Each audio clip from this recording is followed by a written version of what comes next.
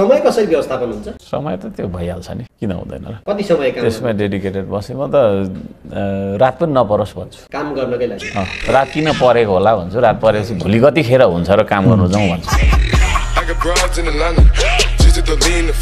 किन जस्तो नीति दिँदाखेरि हुन्थ्यो होला, अथवा भन्नुभयो नि डाक्टर साहबले आफै फिल्डमा चाहिँ छोट भनेर अगाडि बढिहाल्नु पर्ने अवस्था होला। अनि यस्तो छ, पब्लिकलाई लिड गर्ने अगाडिबाट गरिन्छ, भेडा बाख्रालाई पछाडिबाट।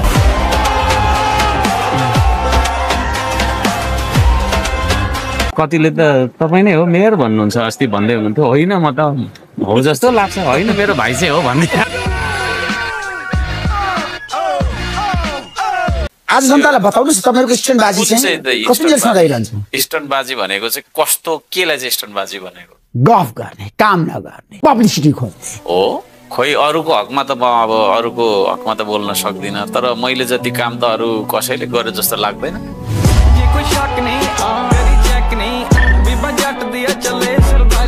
स्थानीय सरकार असफल भइसक्यो, भ्रष्टाचारीहरूको अखडा बनिसक्यो हाम्रोमा जताततै देशभरि।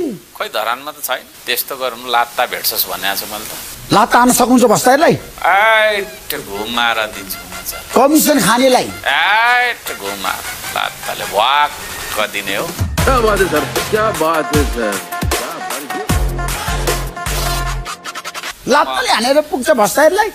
दिने नै त्यही हो। यदि तपाईँको उपमहानगरपालिकामा धरानमा कसैले भ्रष्टाचार गरेको प्रमाण तपाईँले भेट्नुभयो नि, लात्ताले दिइहाल्छु। त्यसपछि लात्ताले दिन्छु, लात्ताले बाङ हान्ने। मेयर साहब अब अहिले पो यहाँ स्वतन्त्र मेयर हुनुहुन्छ होइन, अब यो पार्टी जब पार्टीमा आबद्ध हुन्छ होइन र प्रेसर पनि हुन्छ। म त कहिले पनि प्रेसर क्रिएट गर्दिनँ र प्रेसरमा म बस्दिनँ पनि। पार्टी खोलेको खण्डमा पनि किन प्रेसराइज गर्नु? प्रेसर कुकर हो र पार्टी भनेको। लोकदालो गर्ने मान्छेको हात यस्तो हुन्छ क्या भनेको। तपाईँले चाहेको लिडरसिप चाहिँ तपाईँको हुनु पर्यो, मेरो विचारमा हिँड्नु पर्यो, त्यही भन्छ। बाले नआए पनि जो आए पनि मेरो विचारमा, यो देशै मेरो विचारमा हिँड्नुपर्छ। अहिले त मैले युवा युवतीलाई पनि लभ गर्नु छ भने तिमीहरूको गर्लफ्रेन्ड बोयफ्रेन्ड लिएर श्रमदानमा आऊ है भन्छ, आउनु थाले। ढुङ्गा बोका फिल पनि राम्रो गर्दो रहेछ क्या होइन। पहिला उता कता घुमेर चाहिँ नि होइन बेकारमा उ गरिराख्ने, त्यहाँ आएर चाहिँ नि है अब भविष्यको कल्पना गर्दै पाइप तान्छन्। ठिक हो, रमाइलो पनि भयो, रमाइलो पनि भयो होइन। प्रेम पनि अमर हुन्छ भनेर भनिदिएको छु। राजनीतिमा विरोध हुन्छ नै, हेर्नुहोस् त्यो शाश्वत सत्य हो। त्यो सत्यलाई बुझेको मान्छे अनि अब त्यो घरिघरि चाहिँ म चाहिँ मेरो विपक्षीहरू चिडिँदै बसुन् भनेर पनि त्यस्तो शब्द लेखिदिन्छु क्या। उनीहरू रिसाउँदै बस्छ, म काम गरिबस्छु। तपाईँहरूले नै बनाइराख्नु भएको छ, अनि आफैले बनाएको कुरा आफैले जिम्मा नलिने तपाईँहरूले। आफूले जन्माएको छोरालाई मेरो होइन भनिदिने।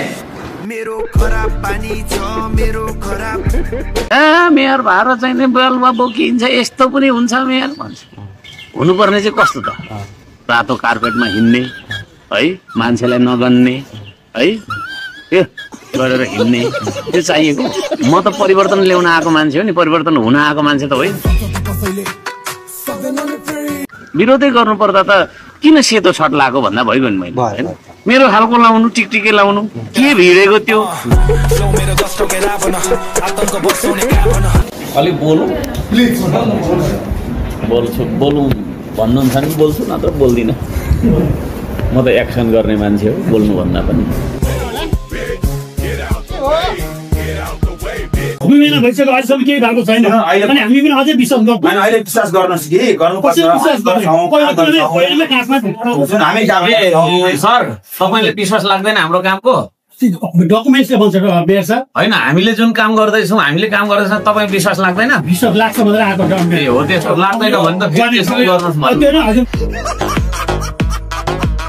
अरबौँ रुपियाँको खानेपानीको प्रोजेक्ट फेल भएको हो नि त धरानमा, त्यो पनि मैले त बुझेको छु। त्यसले गर्दाखेरि अन द फिल्ड म हुनुपर्छ, म लिडर हो। मान्छेलाई लिड गर्दा अगाडिबाट गर्नुपर्छ, पछाडिबाट त भेडा बाख्रालाई मात्रै हो।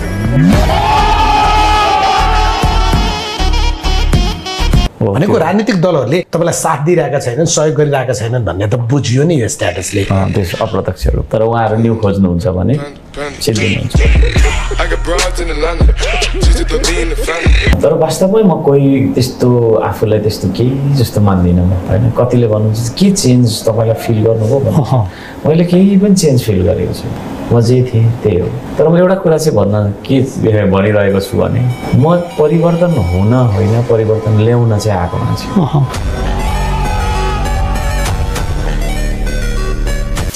सरकार किन असफल असक्षम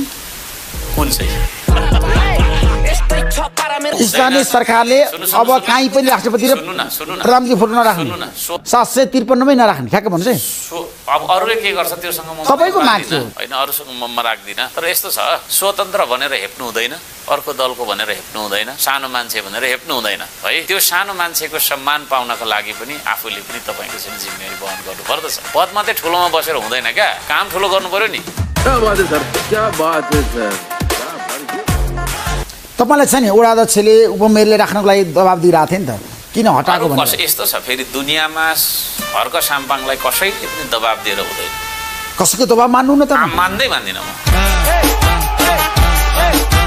राजतन्त्रको जुन जसले माग गर्नुहुन्छ उहाँहरूले गलत त गर्नु भएको होइन नि सबैले मिलेर के अरे 1000 जनाले लुट्नु भन्दा बरु राजाले जति लुट्छ लुटोस् भनेर त्यतातिर जनमत चाहिँ बढ्दै गरेको मैले चाहिँ देख्छु राजाले ल्याउनु पर्छ भन्नुहुन्छ के धरानमा पनि अनि किन त्यसो भन्नुभयो के बुझ्नुभयो तपाईले भनेको अब 100 जना मिलेर भ्रष्टाचार गर्नु भन्दा बरु एकजना राजाले त्यसले पनि भ्रष्टाचारी र त्यो पनि भ्रष्टाचारी नै हो हैन होला के हो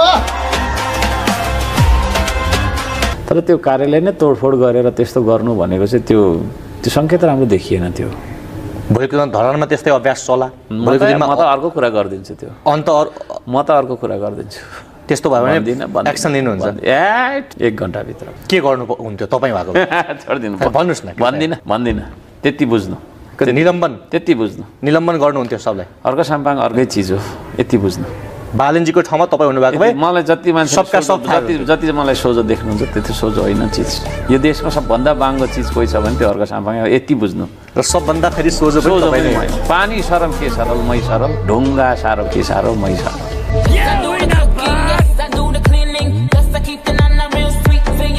जो मान्छेले माटो छुँदैन नि उसलाई माटोको माया पनि हुँदैन त्यसले गर्दाखेरि मैले त यहाँनिर प्रचण्ड केपी ओली शेरबहादुर देउबा र के अरे राजेन्द्र लिङ्गदेनलाई पनि बोलाएको छु आएको छैन आउनुभयो भने म माटो दिइ पठाउँछु माटो दिन्छु कि ढुङ्गा दिन्छु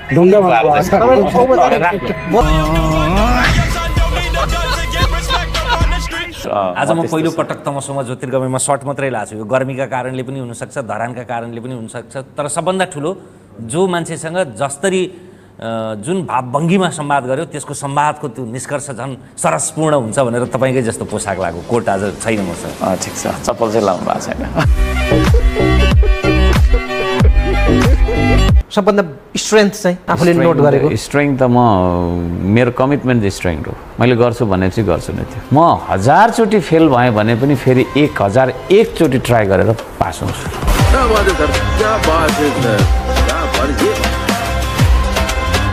कानुन कडा हुनुपर्छ म आउनु पर्थ्यो हो त्यस्तो ठाउँमा भन्छु कि म अनि कहिले त तपाईँले भन्नुभयो 84 भन्नुहुन्छ होइन त्यो 84 त भन्ने मान्छे होइन तर त्यो मैले भने होइन नेताले भनेको कुरा त्यही त नेताले त्यो 84 भन्छ म त्यो 84 मा के हुने हो र 84 मा गर्ने भने आजै गर्न सक्छ नि होइन पावर हुने हातमा कलम हुने अनि 84 सालमा मात्रै लेख्छु भनेर बसिराख्नु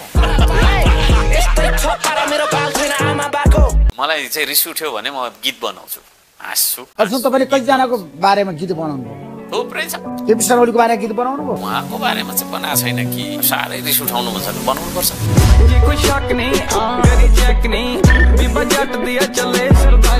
तीनजना नेताको कुरा गरेको मैले शेरबहादुर देउबा प्रचण्ड केपी शर्मा ओली मध्ये तपाईँलाई मनपर्ने को त अर्को साम्पा मेरो खराब पानी छ